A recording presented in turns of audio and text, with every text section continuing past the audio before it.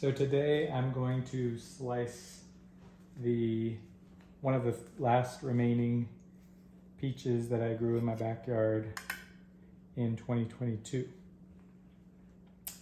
I have already washed it with water and it's pretty soft and it smells good.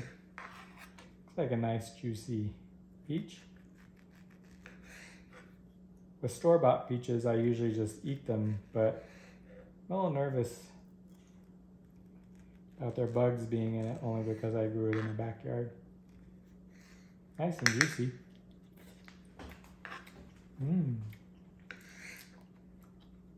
It's really good.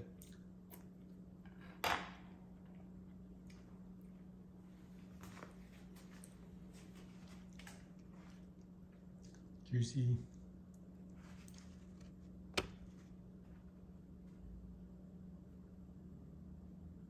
There's the color.